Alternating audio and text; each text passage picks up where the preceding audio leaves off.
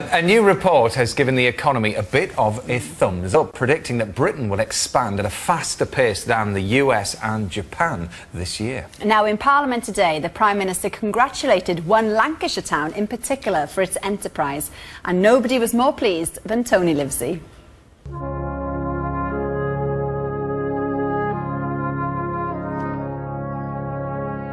Well, that's the stereotypical image of Burnley, mill chimneys and streets like these, relics of a bygone age when Burnley led the world and cotton was king. I'm just passing my grandma's house now, the outside loo was right there, and I was born in a terraced house just over there. They've knocked it down! Where are they going to put me blue plaque now? Baby, oh baby. That's me in my Uncle Vincent's arms outside 206 Howard Street. Ah, weird hair and a love of the camera. Nothing's changed. I like to think I've come a long way since then, but you know what? So has Burnley. Yes, it's had its problems, mass unemployment and race riots amongst them. But of late, things are changing. Very quietly, new businesses have been springing up, and it's right in the middle of a £500 million investment programme. Burnley has become the place for ideas. So much so that it's just been officially named the most enterprising area in the country.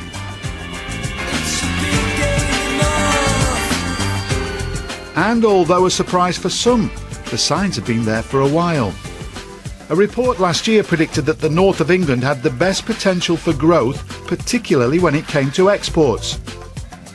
Now a survey by Lloyd's TSB, which tracks employment and business confidence, says growth is bigger in the northwest than anywhere else. Nestled in the Pennine foothills, my town is home to over 80,000 people. Manufacturing is our key industry. And this bit of kit is the result of a world-class idea, a sound console built in Burnley, used in Hollywood.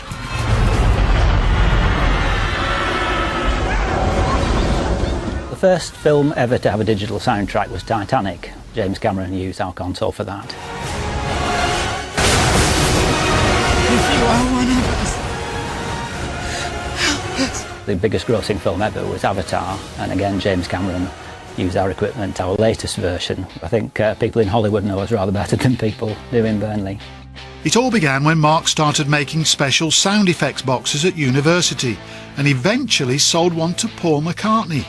At the time they were groundbreaking, manipulating sound like never before. And ever since, Mark's company has been at the cutting edge of sound technology. The bright lights of Hollywood haven't taken Mark away, and he's also putting plenty back in, building his business over 35 years and now employing 70 people, most of them local. I get knocked down. This for me is the beating heart of my hometown, Turf Moor, the home of Burnley Football Club. I sit in this seat every Saturday, every season to watch every home game. And some of our fans are Premier League. Thank you for calling new Call Telecom customers. Nigel Eastwood bought the UK division of a big American telecoms company and moved it to Burnley. First major decision was to repatriate our contact centre back from Mumbai. So Bombay to Burnley, that's what we did. We started with 15 about 2 years ago. We're through 100 already. 98% of the people we employed on day one are still with us. Nigel clearly takes his heritage seriously. He's now expanding into new premises in the famous Weaver's Triangle in the middle of town. The idea of being based in an old mill had particular resonance for him.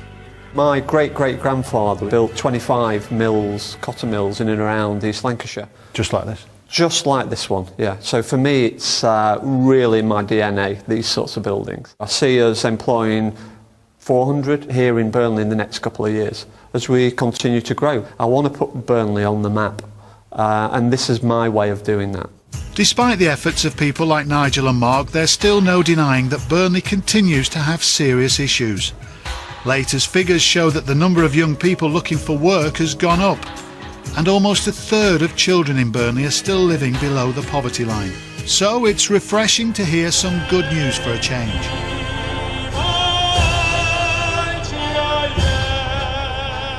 So here we are at the official party to celebrate Burnley's award as the most enterprising place in the UK.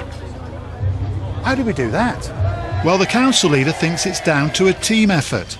Business and council have been working very effectively together to grow the conditions for business and for employment opportunities which the town really needs. And this Burnley fan's been coming to the town for 50 years now.